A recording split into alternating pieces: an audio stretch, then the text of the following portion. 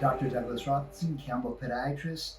Can you walk on a fracture? Well, this person is walking on a fracture, not realizing that it's fractured. There was never any bruising, but she stepped extra hard on that heel 2 weeks ago while traveling in Paris. There's pain just like plantar fasciitis right here, what we call the medial calcaneal tubercle. Now, she had an injection a month ago for severe plantar fasciitis. I did this for her because she was unable to fully weight bear, and I wanted to get her ready for her trip. So the trip went great until she stepped really hard on this. So she's got pain right down here, never bruised, didn't become swollen, but it's really hard for her to walk on this now. So we did an x-ray, and we'll compare that to her prior x-ray where you can see the spur, and now you can see where the fracture is present right where that spur is. So we did an ultrasound to see if this had ruptured, and here's the ultrasound.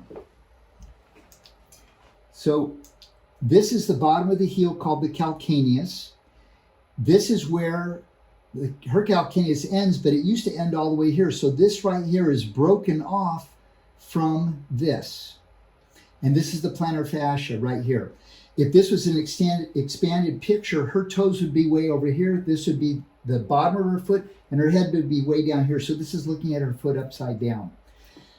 This should be right up in this area, so that it has actually shifted just a bit. The good news is this will heal if we protect this adequately, but we need to immobilize her. Now, you can see that she's able to walk on this, so I don't think it's critical at all for her to be non-weight bearing. If she's non-weight bearing, it certainly would help this to heal better, but she's got an arthritic hip.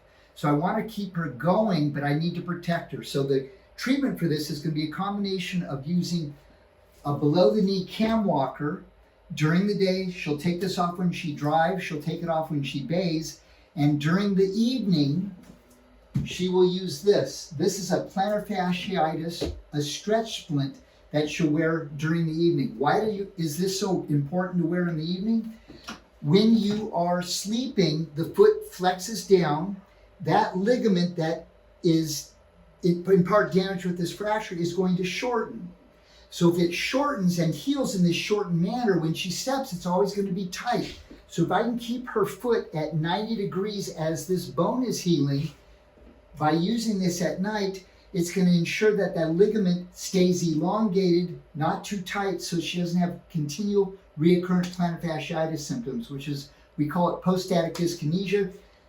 When you're walking, right, getting out of bed, it's severely painful with plantar fasciitis, so we're going to try to mitigate that.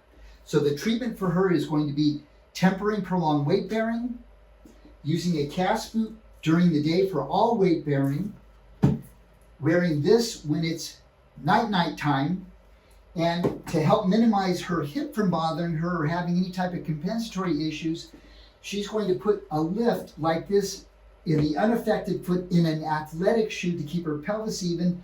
And if that isn't doing a good enough job because it's aggravating her hip, she's going to get this device from the internet called an Even Up. So that's how we treat a fractured infracalcaneal exostosis that's not significantly displaced. I'm Dr. Douglas Robinson. Please take care of yourself and each other.